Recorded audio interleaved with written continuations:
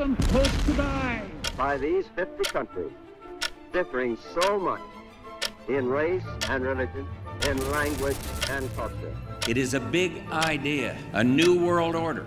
Well, I know they're lying. They tricked me once, but they're not going to trick me twice. The time is now.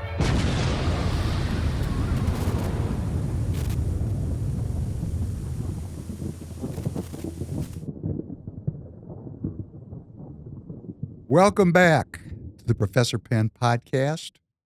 David Penn here, your host. I'm glad to be with you as always, although it's quite a complicated day, as you well know. For episode number 269, coming to you on the 8th of January, Thursday night, 7 p.m. Central Standard Time. We opened up there with a short, Tanner, good morning. Good morning. Most of our audience tunes in about 10 minutes. They're going to miss that. Yeah. But what we played, if you're just showing up right now, is we played the scene here in Minneapolis where the shooting took place yesterday. And I just want to comment about that. You know, when you've spent a long time studying and steeped in math and science, as I was, and business, hardcore material pursuits. The world as people see it. 1 + 1 = 2. And then I had this other life that was foisted upon me, the life of faith. I had it as a child. Of course, I left it because I grew up in the scientific method, in the scientific era. But, once you're exposed to people of faith and you pray and you're taught, and it's a secret society, and I was raised in it, even though I left it, I had those skills. And then I was confronted with things in my adult life, many things where my life was threatened. And I found myself in a path where I was foisted into a world of faith, which, for me is a world of faith in God. And what I tend to do, and I think what a lot of people tend to do, is we tend to focus on the God part and not on the anti-God part. And I did that for much of my life because I was developing my relationship with God. And I do have a relationship with God. And for those of you that don't understand that, if you're of the left and you're just tuning in, you're atheist, agnostic, I'm just going to tell you, I've been there. And they say, have you ever heard the thing, there's no atheists in a foxhole? You ever heard that one before? Yeah, I've heard it a couple times. Yeah, I mean, I don't know if that's true, but because I think there are atheists in foxholes. Yeah. In fact, I've seen some skullduggerous killers that are hanging around foxholes that I don't think believe in God. But leaving that for another podcast.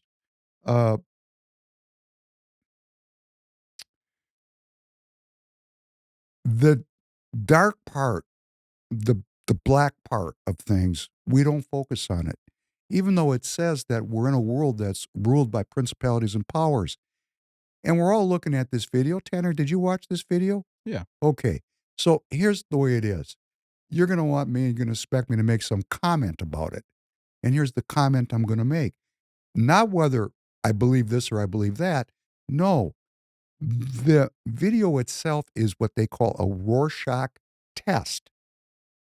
That's a psychological test where they show you a picture, and then the psychologist goes, here's a picture. What do you see? And some people see a beautiful woman, and some people see an old lady. Mm-hmm. It's you're going to see whatever it is you want to see, because it is a ambiguous event, and I could argue both sides of the case very easily, and that's the point, and that's why I'm talking about darkness, because I don't believe God shoots women in the head. I just don't believe that. I think God's about life and healing and well-being.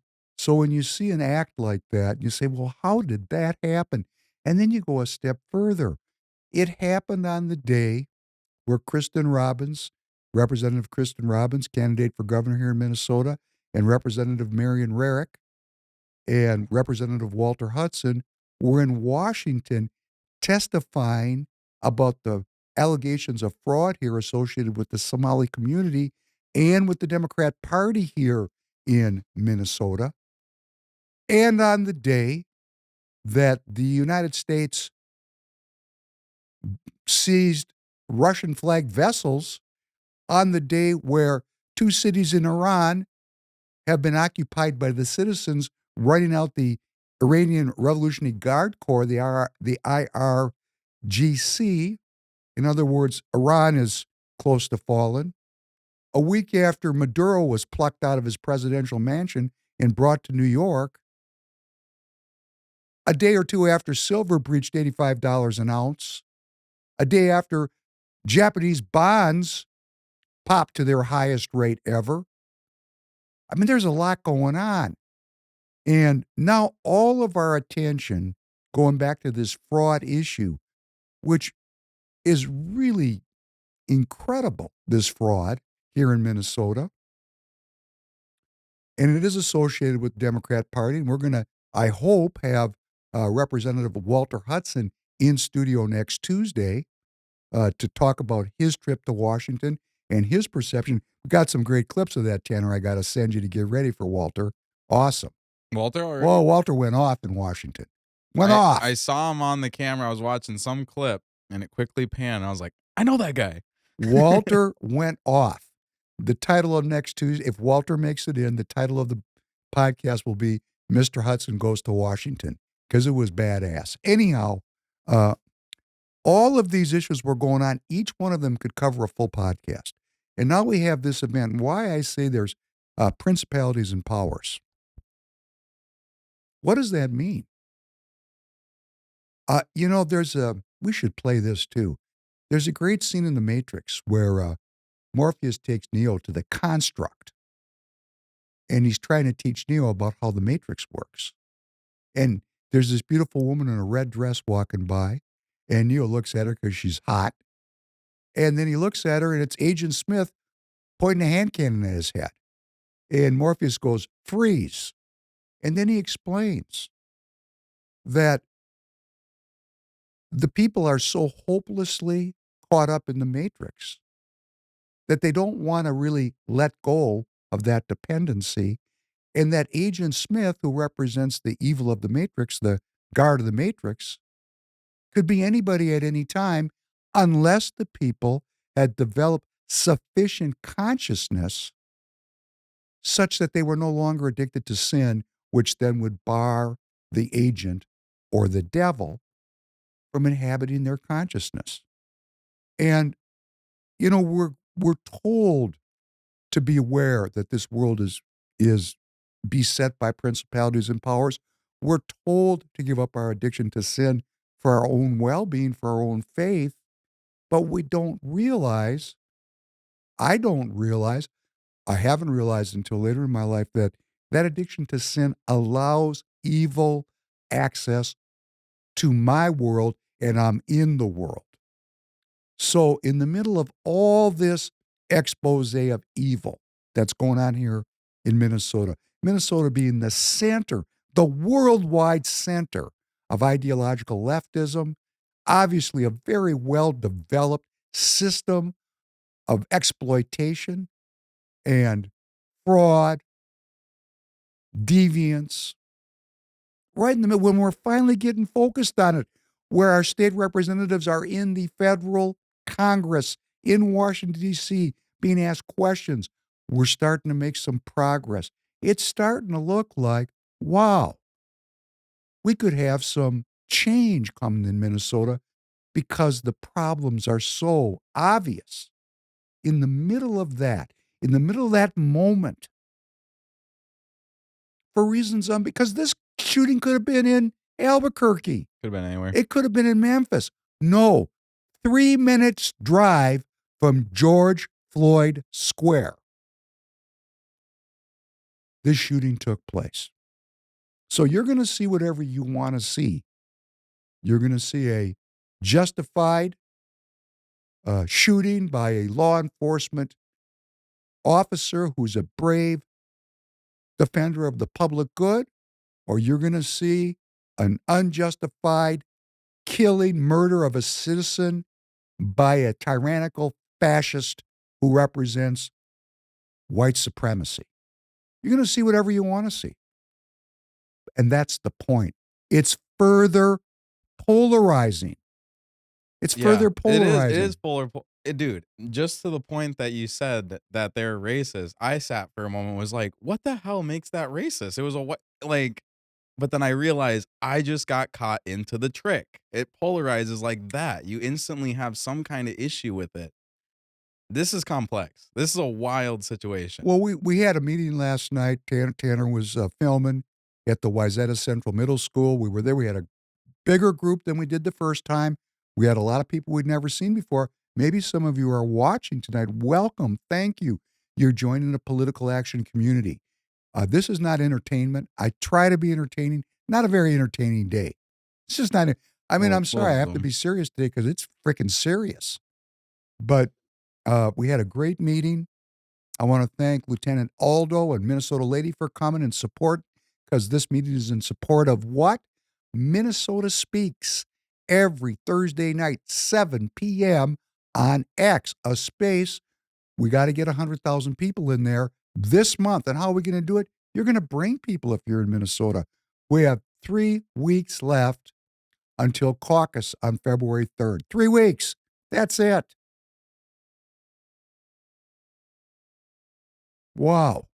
You want to change things? Tanner and I were talking about this. He got frustrated Yeah. because his friends are going crazy, uh, reposting the video. We're just kinda like you said, we were right there, and it felt like we were finally talking about something that could finally be fixed. I don't know, looking into the fraud, and then this happens. And then now their whole discussion has moved on to this, and they're reposting things.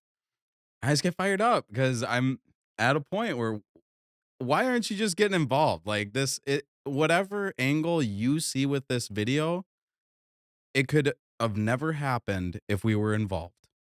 If the good people were involved, this would have never happened. You're starting to sound like Royce White. That's the point Royce makes. We get the government we deserve.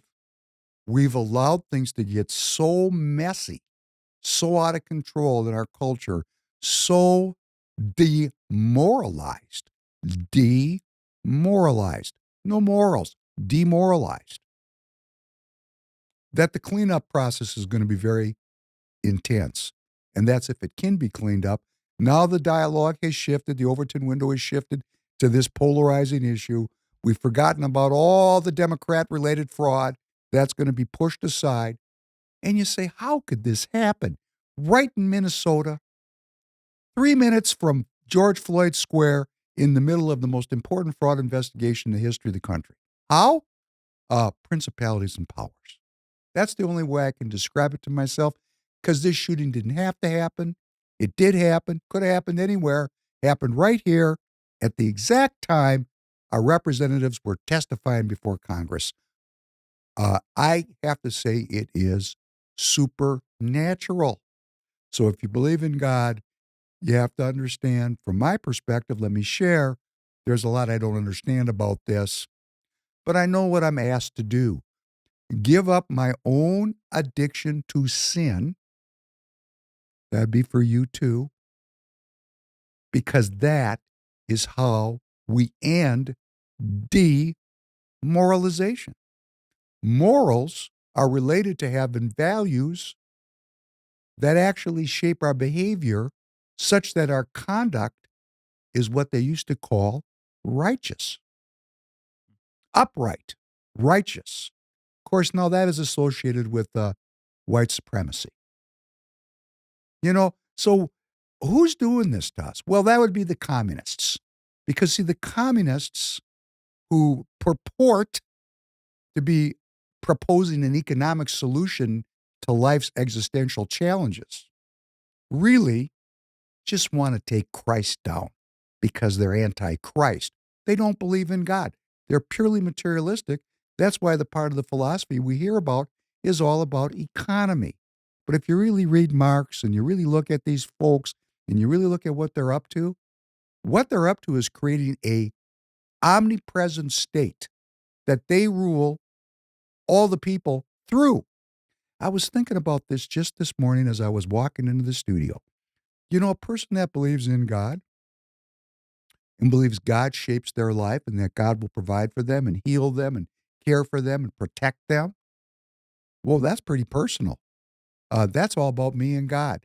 Me and as they, what did I think Sky Daddy? What do they call Yeah. Sky Daddy? I never would have thought you saying that. It's That's me and crazy. Sky Daddy, Yeah. right? That makes me kind of a cretin, right? No, no, no. Just because you haven't figured it out doesn't mean I haven't figured it out. We're living in principalities and powers.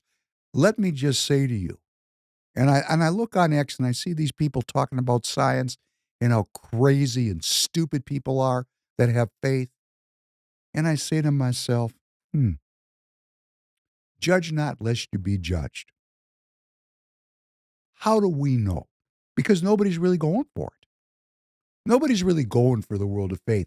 That's a little bit too intense, to say, I'm going to walk by faith and not by sight. But look at the mess we're in. This is what several hundred years of advancing scientific materialism have brought us to. Utter and complete dependency on a tyrannical system that's sucking the lifeblood out of all of us. And we're sitting around going, oh, hey, that's who's played in the playoffs this weekend, Tanner? Do you know? We're No clue. talking about football on the weekend. And what's really going on is please play number one. If you want to have war, you will get war. If you want to destroy China, you will be destroyed. If you want to impose nuclear war on China, you will be wiped out by nuclear war. This is very serious. China's policy is very clear. China will not fire the first shot, but China will not allow you to fire the second shot. If you have not watched the Victory Day parade in Beijing on September the 3rd, one of the weapons China demonstrated is a missile with all the warheads. We call it 61 because it can contain 60 nuclear warheads plus one hydrogen bomb. Now, in the world of today, let me tell you, which country has hydrogen bomb? China is the only country with hydrogen bomb. And that ICBM can cover every corner of the world in less than 20 minutes and destroy any target in any corner of the world without any possibility of being intercepted. I hope Washington has learned the lesson. Very famous Victor Gao, very articulate and educated spokesperson for the Chinese government, letting me know and letting you know we are at war with China. And if you look at events from the frame of we're in a war, imagine you were in 1936, 1937, 1938, and all the events. Go back and take a look at your 1930s history.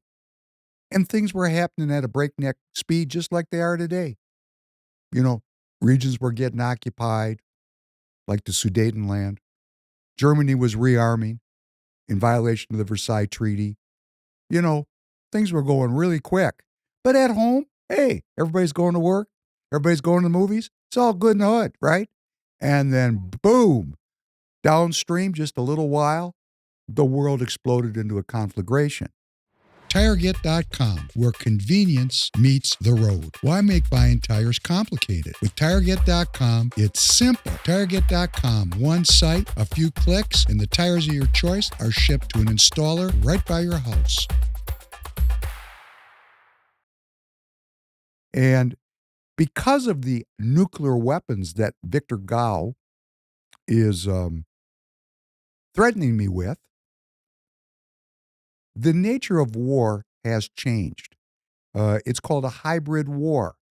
The core of this war is a currency war. It's an economic war. If it defaults to nuclear weapons, everybody loses. And all these people that are leading these countries, hey, life is good. Doesn't Donald Trump's life look pretty good? It looks pretty good. He Looks plays a lot pretty of good, golf. doesn't it? Yeah. Well, let me tell you, President Xi's life's not bad either. And President Putin, he's kind of kicking it also. So the people that run stuff that we either elect or they took over, they really don't have a high premium on pulling the trigger because it's over for them too. So it's a hybrid war. And, you could say it's the nature of human beings to do this, to compete, that it's Darwin, it's the law of the jungle. And right now we are in the law of the jungle. We were formerly living under what was called the rules-based order. That was an order that was established, started in 1913, codified in 1946, world governance administered through the United Nations and through corporations to manage people from birth to death and keep things going down the center of the road so the people that run things don't have to pay a lot of attention. Because it's hard to manage self-governing people.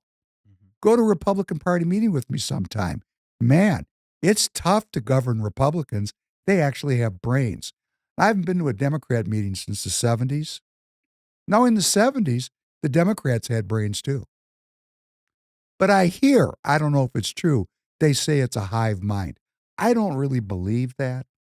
I think that we as American citizens, be us on the left or right, have certain Republican values in common, such as freedom of speech, which means freedom of thought, which means we're striving and contesting to make our opinion the prevailing zeitgeist of the time. And when we get to a breakdown like this, when things become demoralized and things just aren't working and there's massive fraud and shootings in the street and we're plucking presidents out of presidential palaces and seasoned tankers at the high seas and we're being threatened with nuclear annihilation by Harvard-educated Chinese men, speaking for the Chinese government, educated at Harvard, by the way. When things are breaking down, what can I do as an American citizen to save my own ass?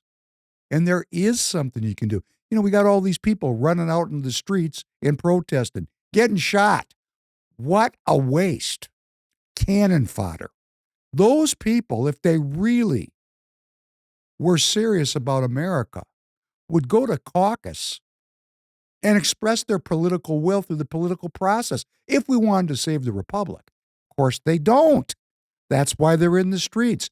They're saying the whole system is corrupt, but please give me more government programs. Isn't that hilarious? It's hilarious. It's, I can't I don't my mind can't fathom it. I don't get why they think that way. well, Because I was saying to David before the cameras are on, if they truly believe that this current administration is so tyrannical and that ICE are evil, why the hell are you trying to protest them with no weapons yourself? Like, you're asking to get shot. It's just it's not you're going strategical to in get any shot way. quicker if you show up with weapons. Oh, yeah, that's true. And I'm not advocating that That's anybody why show I up with call them, weapons, no, but it's that's why just I'm calling them cannon fodder. it's yeah, you're just throwing yourself in the lion's den for no reason because you think that you still have this expectation of, well, that's illegal. You can't do that, That's a even good if it point. is. Oh, that's a good point. Rule of law, you can forget about it right now. We don't have rule of law. It's been suspended at the meeting last night, which you missed, which I hope you come next time. Royce talked about baseball. I thought that was so cool, his metaphor about baseball. From time to time in a baseball game, there's something called the brush back pitch, where the pitcher wings a 95-mile-an-hour fastball right by the nose of the hitter. Brush him back off the plate. Okay, one time, that's fair game. Two times, the batter might charge the mound with the bat and start beating the pitcher's brains in. And then both dugouts empty, the bullpen's empty, and for a period of time, there's a scrum on the field. The rules are suspended. Baseball is a very kind game. Yeah, it's It's very very, slow until it it's isn't. very kind. But every once in a while, there's a breakdown. The rules get suspended until the players decide it's time to go back to the dugouts, back to the bullpens, and restart the game with the rules. Well, that's where we are. We're there right now. No rules. Now, let me just speak in terms of China, because I think this will be a lot easier for people to understand what's happening with Greenland, what's happening with Venezuela, what they're starting to call the Monroe Doctrine, the Donald Trump uh, iteration of the Monroe Doctrine. We're at war. We're in a hybrid war. And that war is primarily a currency war.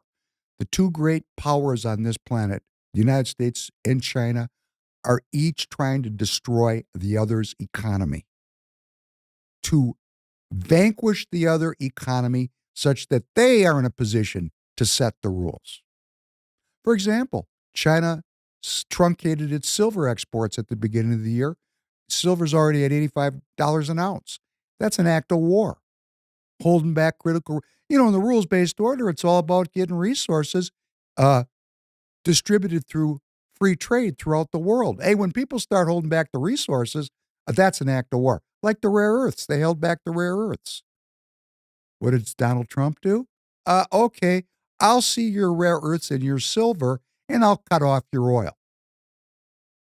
And that's what happened in Venezuela, and there's no news in that. You all have read that. But look at what's going on in Iran now. China is getting its oil from four sources: Saudi, which is pretty much on the up and up, Venezuela, Iran, and Russia. China is buying its oil pennies on the dollar because it's buying oil that's been sanctioned by the West. It's buying oil that, the United States has said it can't buy it. It's illegal oil. Well, you know what China says? That's your rules, boys. We're not following your rules. They're in the UN. They're signatories to the WTO. They show up at all the meetings. And you know why they do that? And let me tell you, I've been to China a lot. I'm going to see a Chinese people tomorrow. I'm still in business with Chinese people. And I can make a comment, and they're probably watching me. Maybe it'll be the end of my supply. Who knows? But they are only studying our rules to break them. Or to paraphrase a very famous movie, The Treasure of the Sierra Madres, starring Humphrey Bogart, a movie you've never heard of. Have you ever heard of Humphrey Bogart? No. Oh, man, that's tragic. Now we've hit a tragedy. We don't need your stinking rules.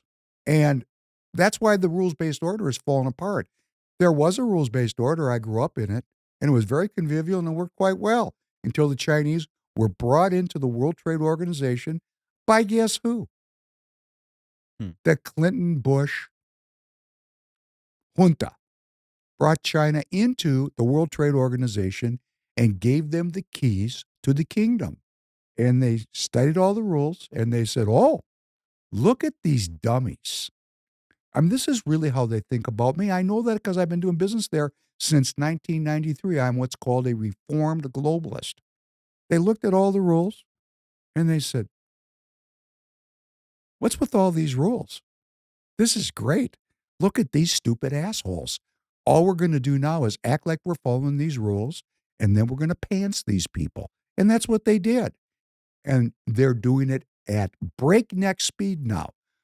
President Trump has imposed reciprocal tariffs called IEEPA, International Economic Emergency Power Act reciprocal tariffs. They're about 20% on all the countries. And there's Section 232 tariffs, a little bit higher, 25% on certain sectors of the import economy. And he did that to raise money. Man, I was listening to George Conway driving in today. He was on Morning Joe with George Scarborough. And this ass, George Conway, said, there's no reason for these tariffs. Donald Trump just wants people to come and kiss his ring, basically what he's saying. This is how either disingenuous these people are or how evil they are. I really don't, or stupid. No, these revenue-raising tariffs are not trade ending. It's giving us money to bridge the gap between income and outgo. And we have $38 trillion of debt, and if we don't stem this, we're going to lose and guess who wins when we lose the dollar? That'd be the Chinese. So you know what the Chinese are doing across every product, And every industry, they're cheating. They're cheating because when you have a 30% wedge and you lie about the import value, let's say a product is $100 and the tax used to be 4%. So you bring it in for 100 and you pay US government $4. Well, now the tax is basically 30%. So you bring it in for 100 if you're a lawful American citizen and you pay $30 tax. You know what the Chinese do? They take that same $100 item and they declare it at $60 and they save 40, which means that $12 of that taxation, they put it in their pocket and the revenue that the government is trying to raise is diminished by 25%. You know, Donald Trump knows this. I mean, they're sitting there with their spreadsheets. They know what's going. I mean, the Biden administration, they would have never figured it out because those people never worked for a living. They're professional politicians. But this crew that's out there right now, Bessent and Lutnick and Trump, these people are hardcore business people. Hey, you motherfuckers are stealing. So what does Donald Trump do? I'll see your thieving and I'll take your oil. This is called hybrid war, economic war, currency war. The M2 money supply in China, the amount of printed money, because they're doing the same thing we're doing, is twice the size of what the M2 money supply here is in the United States. The Chinese are hoarding precious metals because they are trying to destroy the fiat currency system so they can take down the U.S. dollar and win the game. Donald Trump's taking away their oil. Venezuela, off the board. Remember Syria. Remember Syria fell? Remember Syria. Bashir. There's the Iron Triangle, the alliance that will never be broken. That's why it's iron. Russia, China, and Iran. We're together. We're together against Western imperialists, against the colonialists. And what do they have all in common? Russia, China, and Iran. And they were all colonized. All at war with the Western colonial powers. Us dummies in America, we just got sucked into it. We came to this country to get away from those people, and somehow we ended up being the tip of the spear for the colonial powers. That alliance was, and then they had a couple of Confederates, what we would say the next level down, and that would be Syria, it would be Venezuela and Cuba. And those countries formed a bloc, a core bloc, North Korea. George Bush called it kind of the axis of evil. But actually they are just on the other side of the football because they think we're evil. I mean, when you talk to a Chinese person, and I do, they think we suck. And they have a good case to make. Just like that shooting. You can make any case you want to. Was it a justified homicide by a law enforcement officer or a murder by a tyrannical Gestapo fascist representative of white supremacy?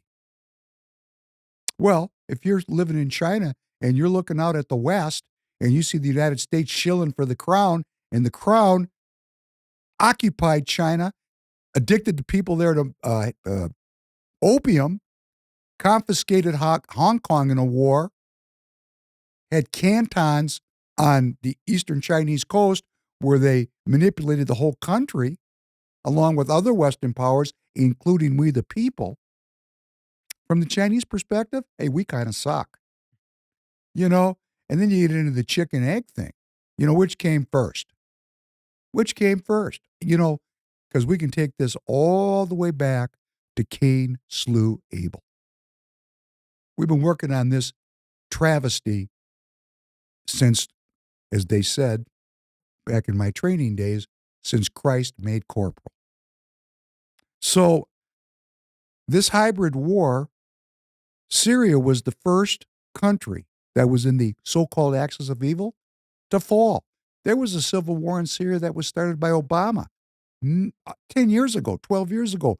Bashir al-Assad hung in there, supported by Iran, supported by China. And then when Donald Trump came in, his friend, President Erdogan of Turkey, and they are friends, orchestrated the fall of Assad just like that. and Syria was no more. And you know who they put in charge over there? Uh, the current president. We've talked about it. He was the former head of Al Qaeda in Syria. So that kind of lets you know who the CIA is really in bed with. And we've talked about that on the show many times, going back to the Reagan administration when the Afghan Mujahideen were sitting right in the White House with Ronald Reagan. Do you remember that clip? Yeah. Yeah, hey, crazy, isn't it?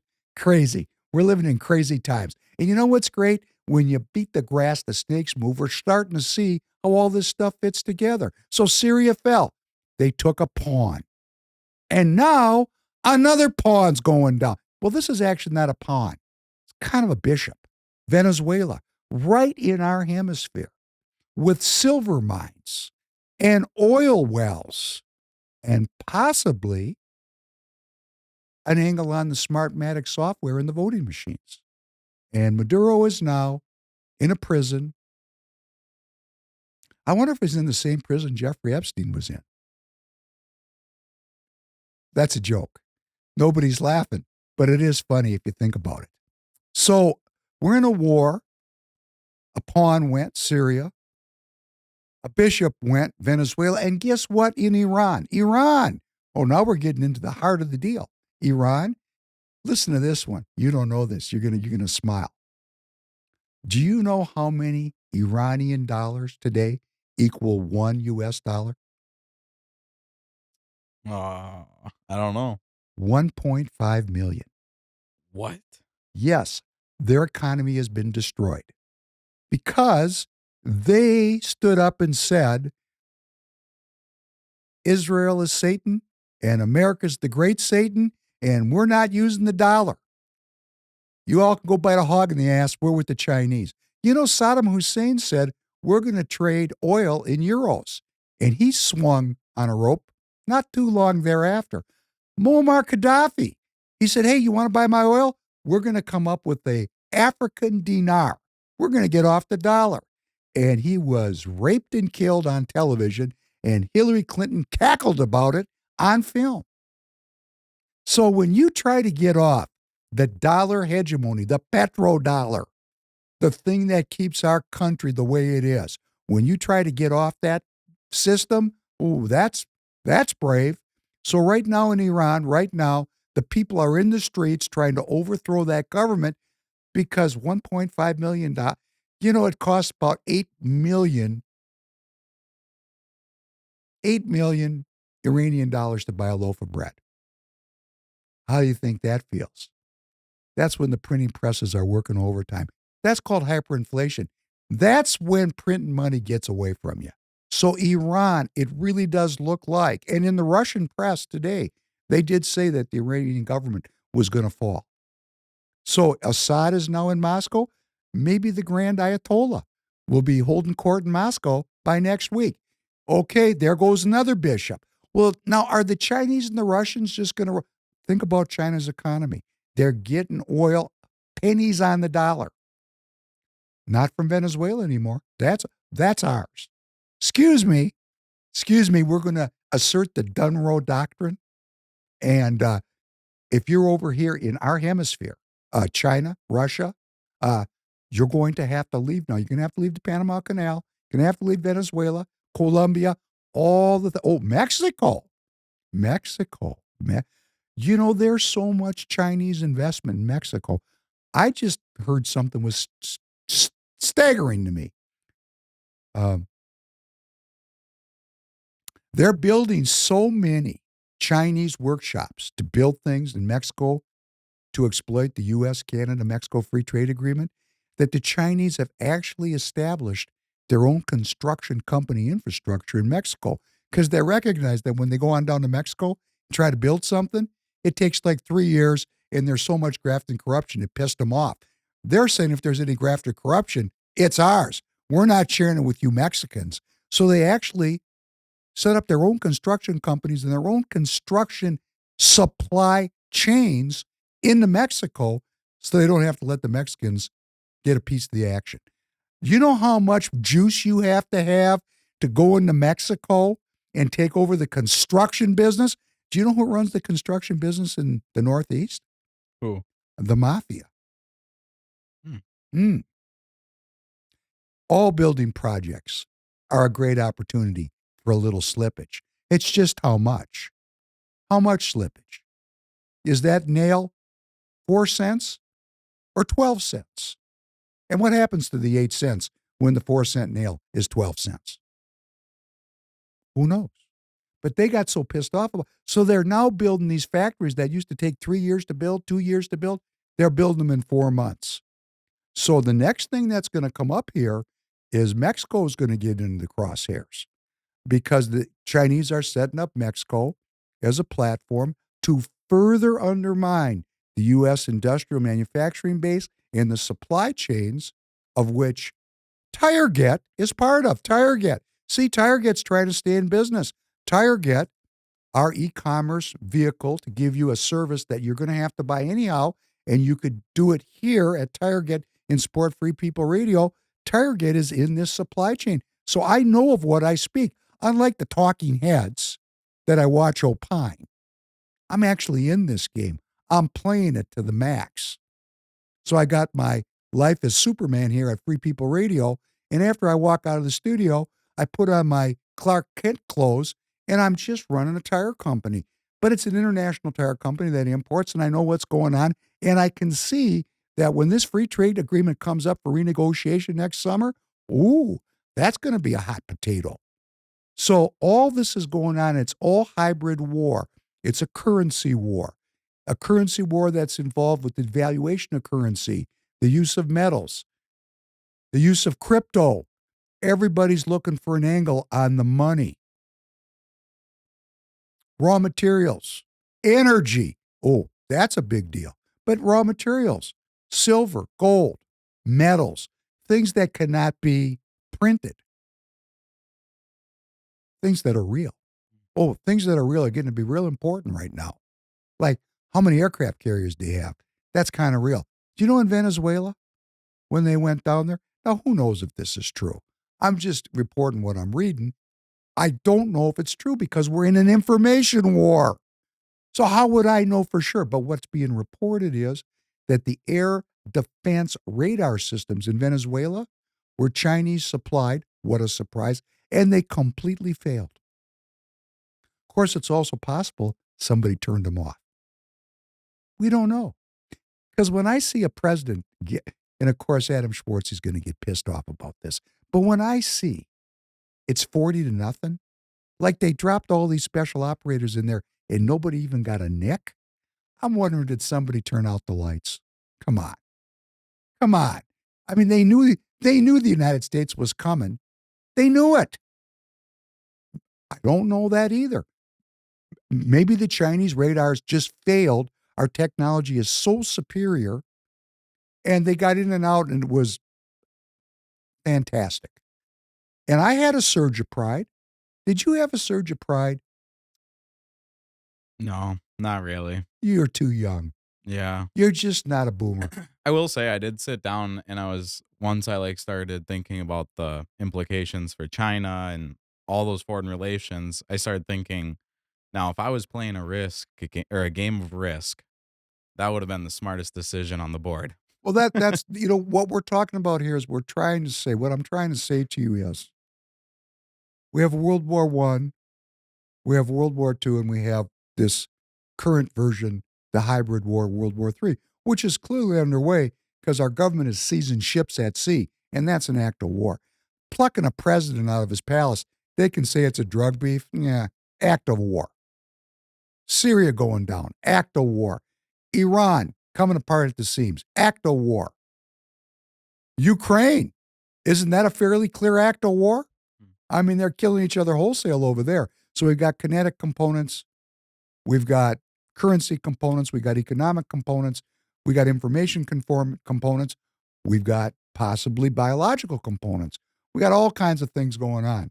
Here comes winter. In winter, good tires aren't a luxury, they're a necessity for safety. At TireGet.com, getting your winter tires is quick, easy, and priced right. With TireGet.com, you order online, install right by your house, and stay safe on the road this winter season. Overwhelming. Go to caucus. We can't solve this war. It's over our pay grade. But we can start returning moral governance in our neighborhood. Because this same demoralization that we see all over the world is at your school board. It's in your county commissioners. It's at your city council. Nobody is watching these people. It's in your Democrat Party. It's in your Republican Party. Here in Minnesota, MinGOP, they just tyrannically removed Brett Bussman in CD7 because they have no morals. The people that are in control, there are no rules. There are no morals. And that is because we, the people, the good people of this country, that work hard, raise families, keep our heads down, and try not to steal, try not to rob. When we do terrible things, we know they're terrible because we all are fallen. We do bad things. You know what the difference is? When I do something that's wrong, I know it's wrong. And I pray God to forgive me. And I try to find the strength to give up my addiction to sin. You know, there's a whole other crew out there. They don't give a shit. They sin with impunity. They make evil good. And those are the people that we got to deal with. And you know what they're doing for a living? They're living off of us like vampires. They're takers. There's givers and there's takers. First of all, identify who you are. Are you a giver or a taker? Well, if you're a taker, please seek redemption through participation in the Republican process. I don't mean the party process. I mean the process of being a Republican, which means that you are a sovereign and responsible for your own life. That's very key. A sovereign is responsible for their own life. You respect other people. You engage in civic life in some way. Go to caucus. Join your party. Participate in saving the republic. That's the first step. Just go to caucus. After caucus and you become a delegate, if you just show up, you'll become a delegate. Because only 15,000 people in the state of Minnesota out of 5.8 million people show up to the Republican Party caucus. So if you show up, you're elected. Now you're on the pathway to becoming the most important person in politics, because when you're a delegate and then you get elected from your Senate district to become a state delegate, which there's only 2,200 people that have that role, you are going to determine who the party endorses to carry the standard into the midterm elections. And if we endorse another crew of bags, nothing's going to change. I mean, are we so stupid to believe if these people came up in the system and they have the money, you know how you find out who they are? It's when people start saying, this candidate's not electable. Bill Parrish is not electable. I hear it all the time. He's not electable. When I hear that, that's Mike Lindell is not electable.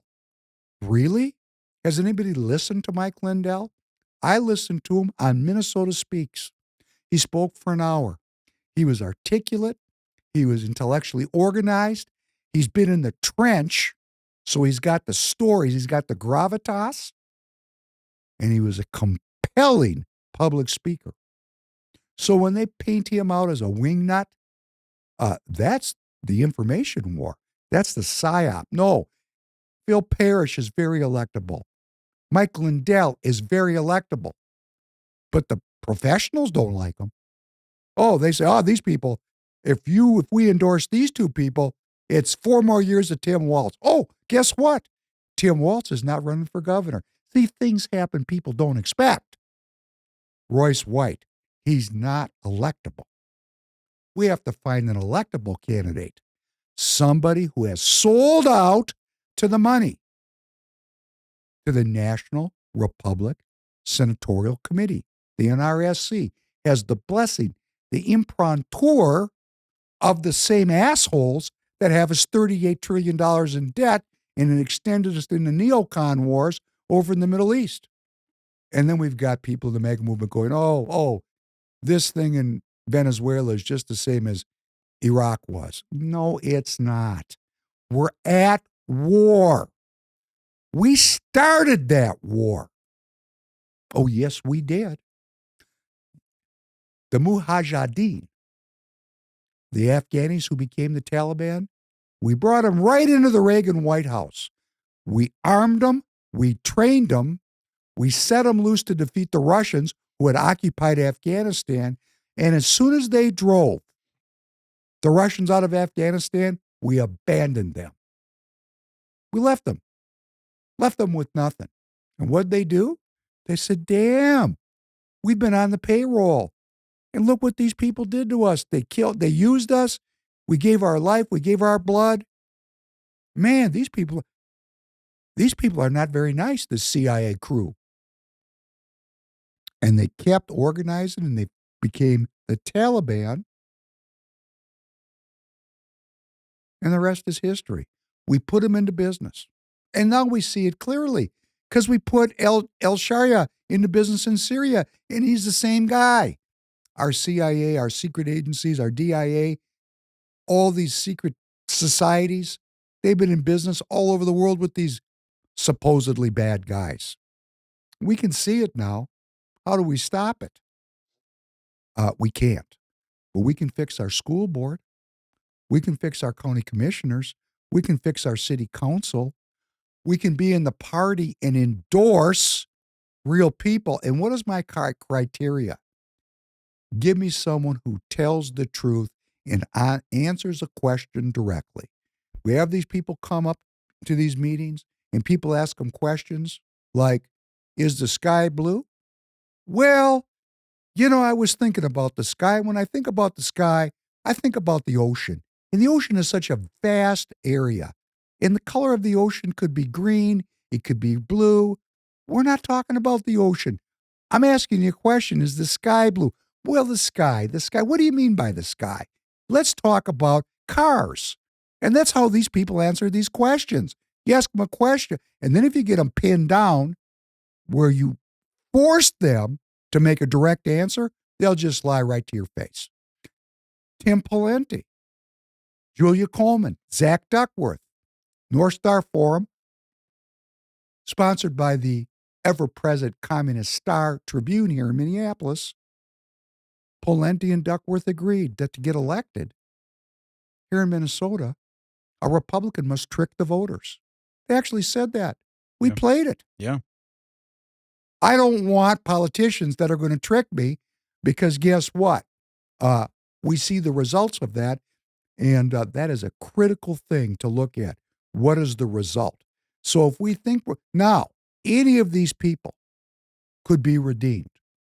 Any of them at any moment could drop their bags and emerge as champions of the people. So the door is always open for redemption. And boy, war is a very clarifying, maybe why human beings like war so much is there's not a lot of bullshit in war. Our ambassador to the United Nations, Mike Waltz, in response to the Venezuela issue, said, quote, "You're going to hear a lot of hand-wringing on Article 2 of the UN Charter, which deals with sovereignty, and I will remind everyone of Article 51 of the United Nations Charter, which is a nation's inherent right to self-defense. In this case, you have a drug kingpin, an illegitimate leader indicted in the United States, coordinating with the likes of China and Russia and Iran, terrorist groups like Hezbollah, pumping drugs, thugs, and weapons into the United States of America and threatening to invade its neighbors. So our defense for bringing Maduro to the United States was Article 51, our inherent right to self-defense. That's an argument that we're at war. Well, if you start thinking about things as if it's war, if you realize that energy is 15% of our economy between extraction and consumption, energy is a big deal. And President Trump has clearly said, we're not giving you that oil, dude. And now the thing has come up with Greenland. Okay, Greenland. And President Trump is probably going to annex Greenland. It's really and you say, what is that? Well, go back and look at the history of the 30s. Germany And Russia carved up Poland. They just took it. The Russians took the East and the Germans took the West. They had a deal. They made a deal. They just took it. A lot of other things got taken. In a war, people start grabbing shit. Please play number 2. If you take it, we take every single base of the Americans from Aviano to Ramstein, from Romania to all the other military bases will be confiscated and you will lose it. And the whole position of American power since World War II, if you take Greenland, you have to leave. It's very simple, Mrs. Miller. This is the leverage we have. You need these bases for global power protection. You won't have it. And we can defend ourselves very well, and we will do that without the US nuclear shield, without the US troops in Europe, without the American bases. We will simply run these bases ourselves, and we run your boys home into Chicago and Ohio. And goodbye. If you go extreme, we go extreme as well. Be sure about it. He sounds just like Victor Gao. Just like Victor. That's our ally, Fellinger. He's the chairman of the Austrian Committee for NATO enlargement. If you take Greenland, it's all over. You guys going to, this is what's great. He's claiming that the Europeans can defend themselves. Sounds good though, doesn't it? Well, people just go crazy in this kind of an environment. They just go friggin' crazy. People are meaning-making machines. They try to make sense of things. Please play number 3.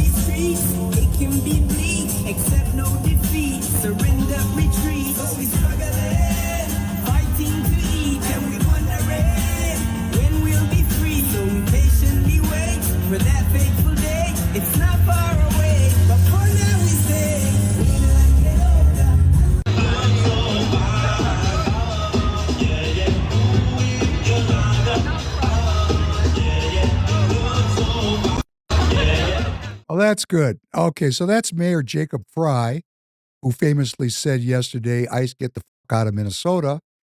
And I'm playing that for many reasons. Number one, my friend Patty Williamson, who's the chair of the Carver County Republicans, stood up at the meeting last night and talked about that 8-pointed star that you saw on that blue flag.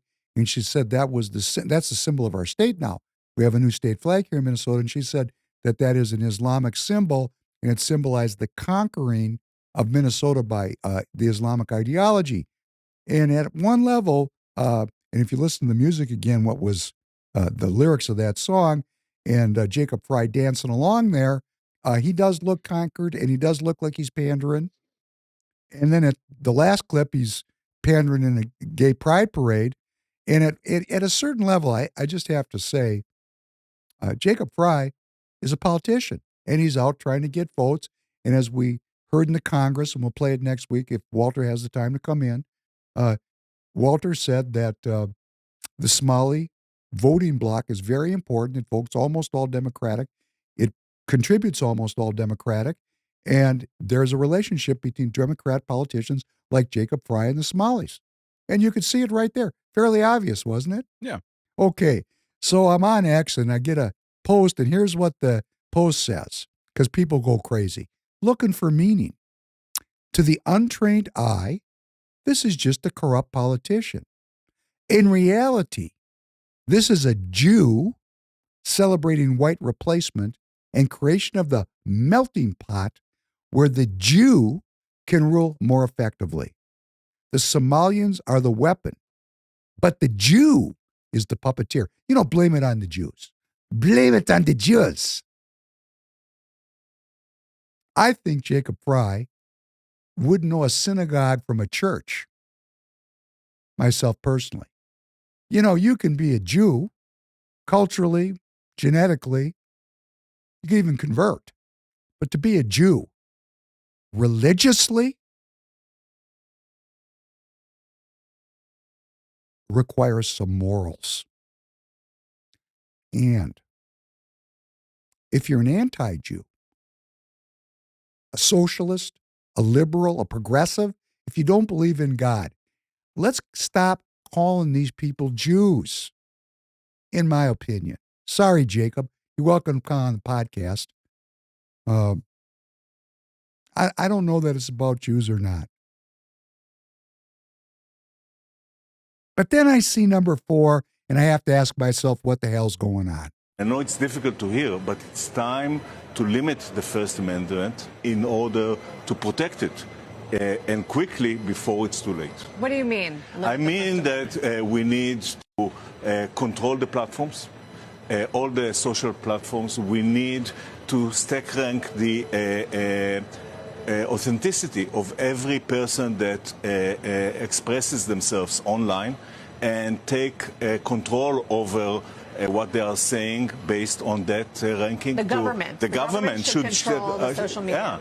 Yeah, should do that. So that is a Jewish billionaire talking about the suspension of freedom of speech. And I have to say, principalities and powers. You know, the more I think about The Matrix, when that movie came out, it's 1999. I was kind of at my physical peak at that moment. So when Neo was jumping from skyscraper to skyscraper, I wasn't doing that, but I was doing fairly out there things. You know, I was hanging around with people, jumping over speeding cars, you know, goofy, climbing trees and fighting with axes and up in trees, you know, crazy things, crazy. Going out into the woods for weeks, living off the land. Just goofy. You know, like the Marines, be all you can be. Yeah. And I just look at this and I just say to myself, self, what the hell is going on? What is going on with the Jewish thing? I lose myself in it because it's principalities and powers. It's the Matrix is so cool because it talks about it in a way that is so theatrical that Agent Smith could be anybody at any time, that people are so hopelessly inured and dependent on the system that the evil of the system could come through them at any time. And why are we blaming it on the Jews? Look at the Chinese. They're threatening us with nuclear weapons. And I go back to what the theme of the show is. The world has been at war for over 100 years. It's one war. There was the old world. There was the old world. The colonial powers. And they ruled this world for hundreds and hundreds and hundreds of years and stripped it of its wealth and raped its people and killed the inhabitants of innumerable countries. If it was a country, some European power went in there with a gunboat, killed the men, raped the women, and took the gold. That's the history of this world. And you know what our forebears did? They said, you know what? Because if you're living with people like that, if you're not on the up, you're on the down, right? Yeah. Okay, the down people said, we're getting the hell out of here. This king is tyrannical. And they came to the United States, the new world. And they made a new world order. So when you see that on a dollar bill, don't think that those people that founded this country were part of the new world order. No, they set up a new world order of Republican philosophy where every citizen was sovereign. We were not ruled by kings. We could self-govern. We were government of the people, by the people, for the people. We fought and died for it. We bled for it. And the colonial powers from 1776 to 1945, they gave up their colonial empire. One of the first colonies to get loose of the British was the United States of America. We were the progenitors of Algeria getting free, China getting free, India getting free, Angola, Vietnam. I mean, every country in Africa, every country in Central and South America, everything was occupied by these colonial powers in league with the Catholic Church, spreading Catholicism. Spreading Catholicism. It's a great cover story, isn't it? That's why people have problems with the Catholic. In fact, Martin Luther, Lutherans, Protestants, what were they protesting? They're protesters. Did you know that Protestant was protester? Yeah, because I feel like I've heard that the denomination is Protestant. Okay, there you go. Protesters. Yeah. Okay. So this war is between the new world, where we are citizen sovereigns, and the old world order where there's kings and queens.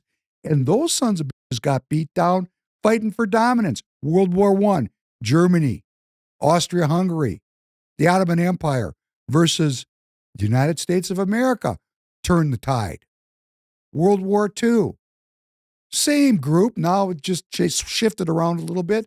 But these European powers were fighting for dominance. And they got beat down. And President Roosevelt made Winston Churchill sign the Atlantic Charter and give up the colonial empire. And I thought Queen Elizabeth was such a beautiful woman.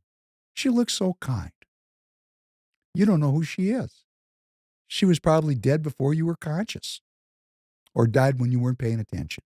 Yeah. But when she was young, she looked like Elizabeth Taylor. Do you know who Elizabeth Taylor is? Another void in your historical memory. My mother looks like Elizabeth Taylor. Anyhow, I digress.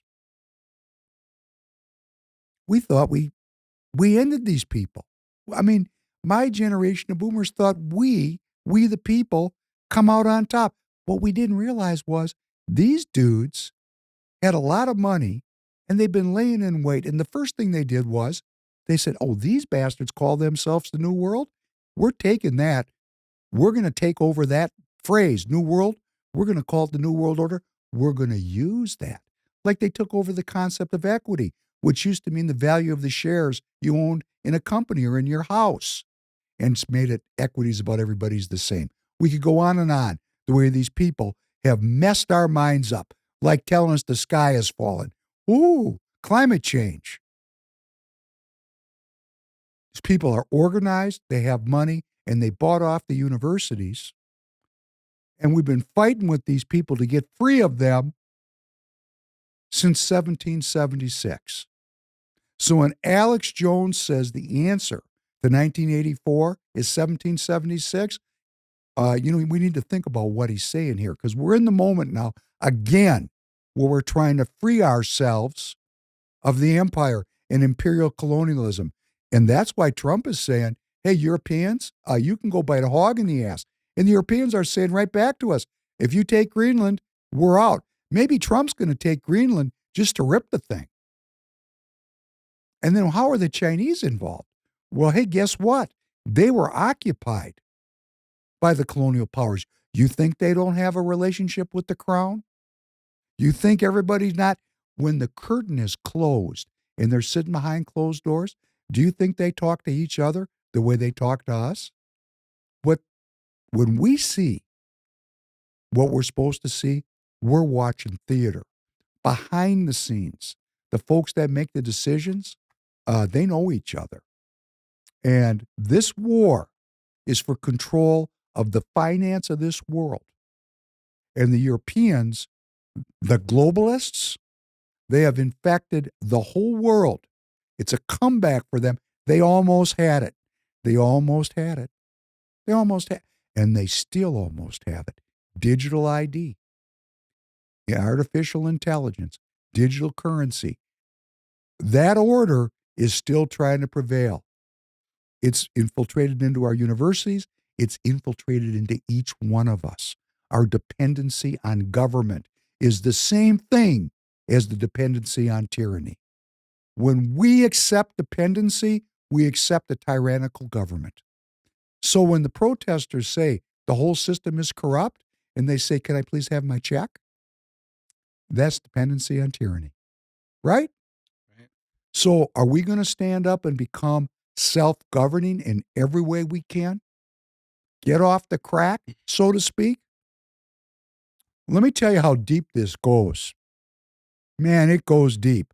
Let's look at two clips because these people to run this game have got to rob every dollar from every grundoon on the face of this planet. Please play number 8. But governments can't die. So we need to find other incentives for bureaucracy to adapt and improve. The technology revolution has transformed organizations across the private sector. But not ours, not fully, not yet. We are, as they say, tangled in our anchor chain. Our financial systems are decades old. According to some estimates, we cannot track $2.3 trillion in transactions. We cannot share information from floor to floor in this building because it's stored on dozens of different technological systems that are inaccessible or incompatible. Did you hear what he said? Did you catch that? Not really. Kind of went over my head. He said that was the day before 9/11. That was That was the admittance that they lost the 2.3 trillion. Yes. That was the first public admission that money had gone. You know, they're saying, oh, there's $20 billion gone missing in Minnesota. Yeah. $2.3 trillion of disbursements. The Pentagon couldn't find the money, couldn't find where the money went. See, I'm so used to them failing that it didn't even click for me. Maybe that was the first time. Okay, $2.3 trillion. If you invested that in the QQQ fund, you know, the broad index fund, and you invested that in 2001 and just let it sit in there, it'd be $19 trillion today. So instead of them stealing it, somebody invested that money. Somebody's got 20 trillion out of that 2.3 trillion. Just not we the people. It was taken from us and transferred to somebody else.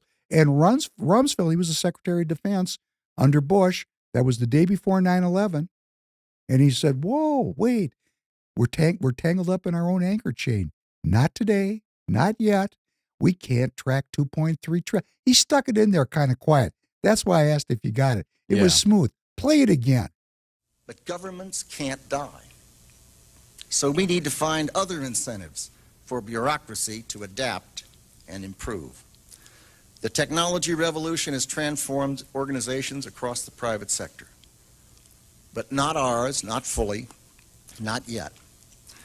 We are, as they say, tangled in our anchor chain. Our financial systems are decades old. According to some estimates, we cannot track $2.3 trillion in transactions. We cannot share information from floor to floor in this building because it's stored on dozens of different technological systems that are inaccessible or incompatible. And I don't know if this is true, Tanner, but word around the campfire is when that plane or whatever it was hit the Pentagon the next day, all the accounting records where they could have looked for that 2.3 trillion went up in jet fuel. Yeah. This is urban legend. I don't know. I like to say this. I don't know. It's an information war. But that is the Secretary of Defense saying 2.3 trillion went AWOL, and our Department of Defense just failed its 8th audit in a row. So let's play number 9 within the context of our representatives, Robbins, Rarick, and Hudson, were in Washington talking about some $20 billion of fraud. Let's talk about the real money. Number 9, please. And let me give you the history. In 1994, the New York Fed and the Federal Reserve bought shares in the Bank of International Settlements. The Bank of International Settlements is the central bank of central banks in Switzerland, and operates above the law. They have sovereign immunity and enjoy it in many respects, and they can receive and hold money secretly. They can keep money on their balance sheet secretly. So the Fed bought shares and made their relationship with the BIS much closer in 1994.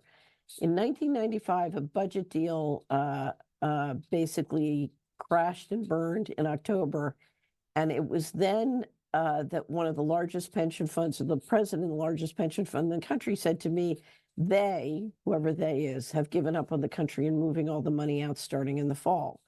And it was that fall, October 1997, when money started to go missing from HUD as well as the Department of Defense.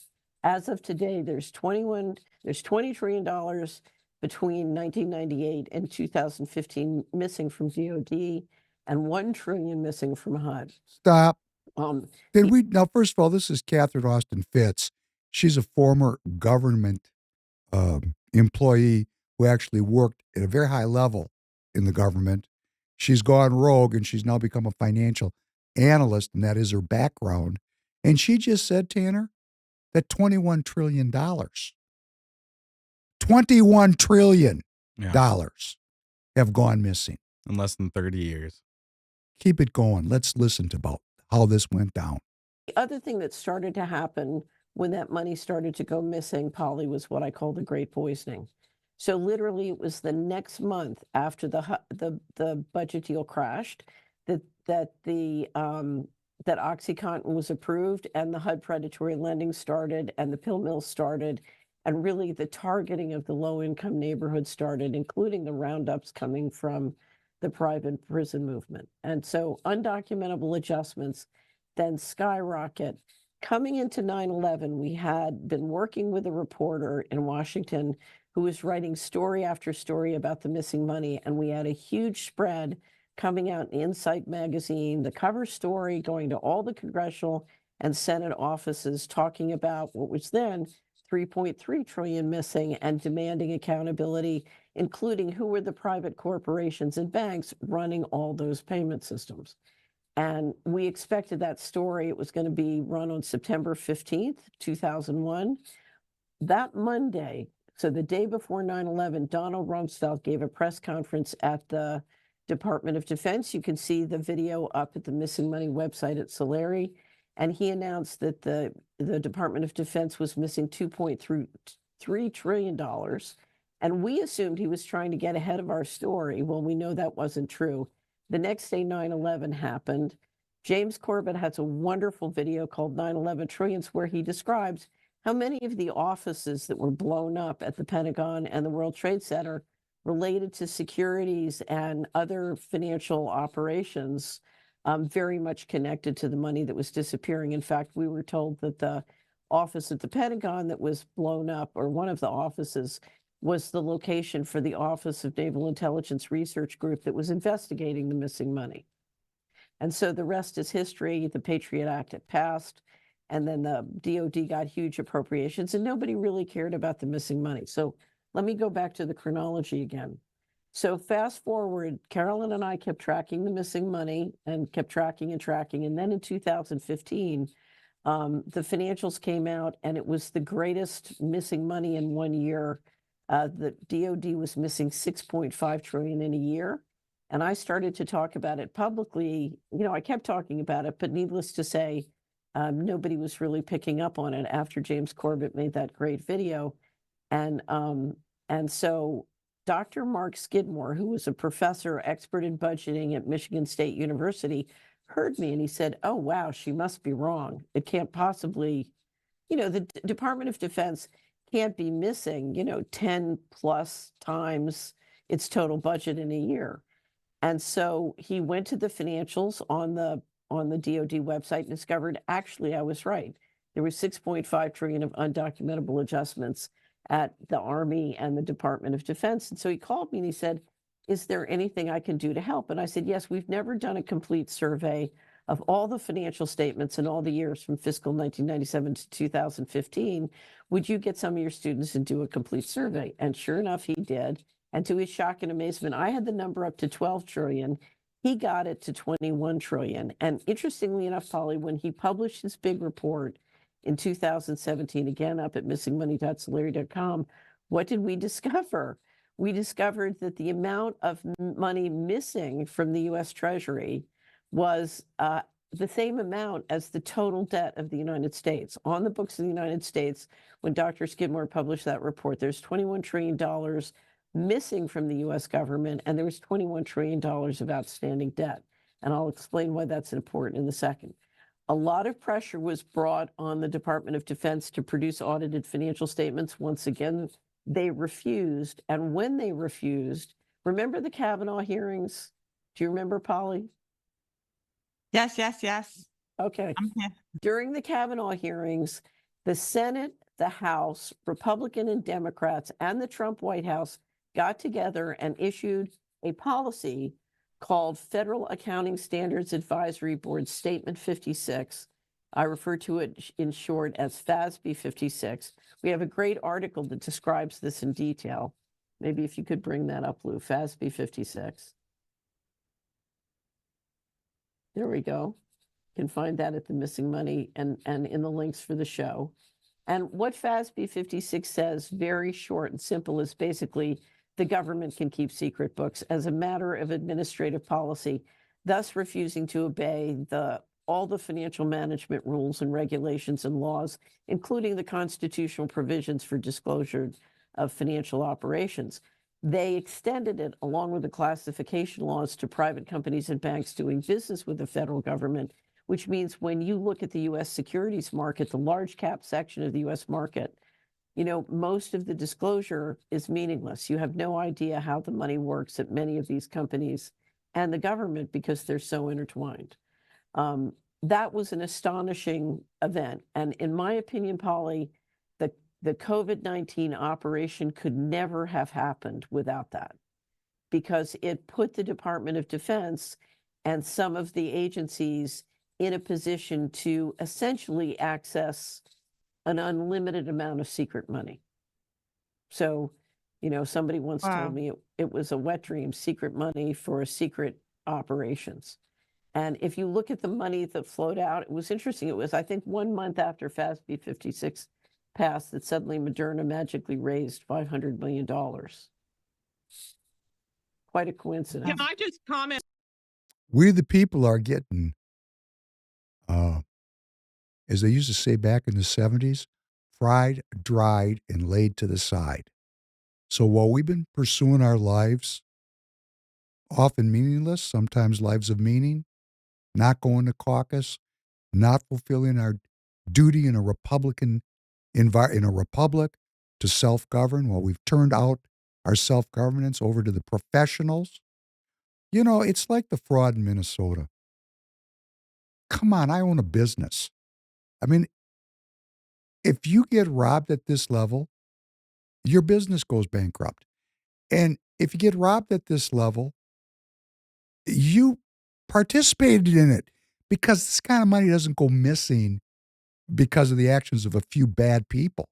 This is a systemic takedown of the economic independence of you and me.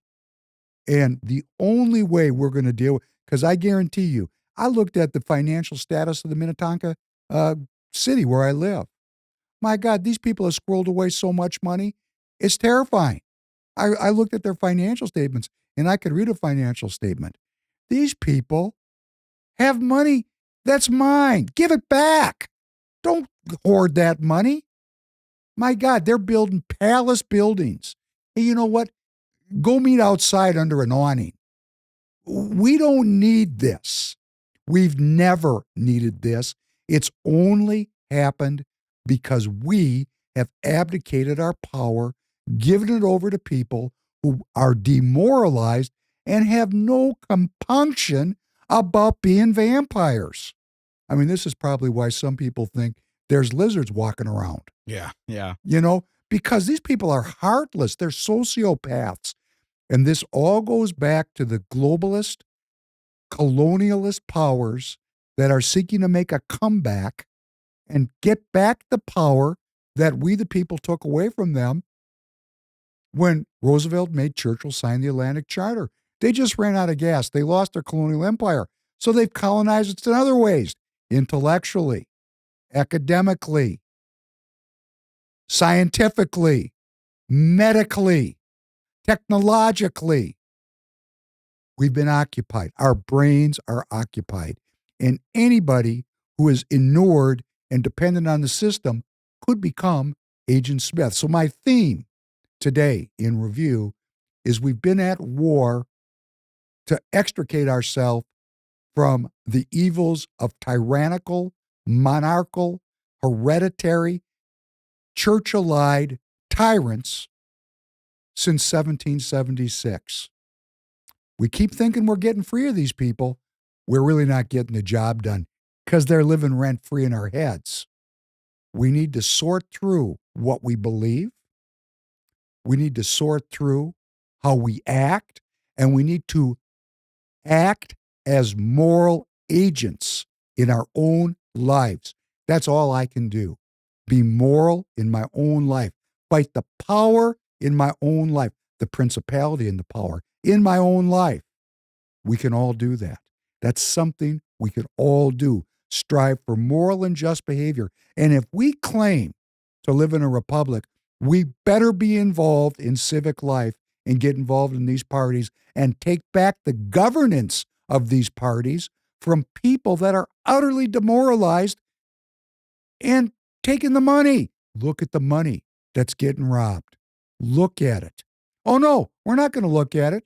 We're going to look at a video in which you're going to see whatever it is you want to see. Law enforcement or Gestapo. You'll see whatever you want to see. It's going to polarize the people, make the people hate each other, and both sides are getting robbed. Everybody's getting robbed. Everybody's being imprisoned. But let's keep hating each other, and let's keep hating ourselves. And that's called a psyop. That's information war. So I'm no longer looking for A and B equals C. I'm recognizing that I'm living in a much more complex multiverse, and things are going on here that are not so simple and not so easy to understand, which is another reason why we need very intuitively gifted and honest people in the political process. Now, we talk about this here. We're on YouTube.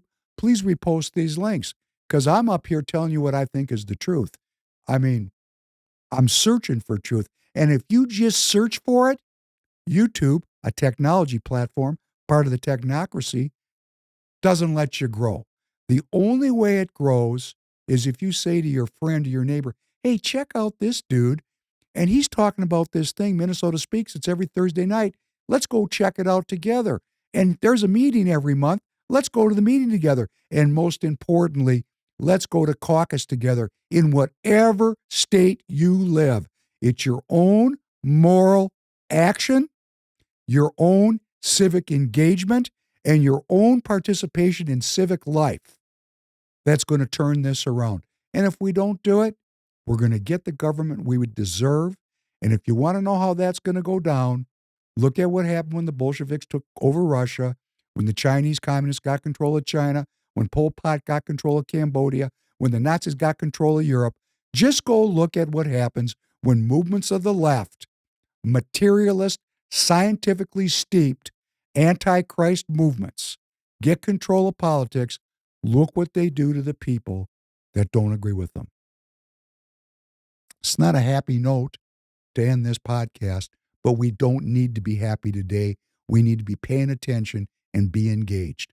Thanks very much. God bless you. Have a great weekend. God willing, I look forward to seeing you next Tuesday night. Have a good night, everybody.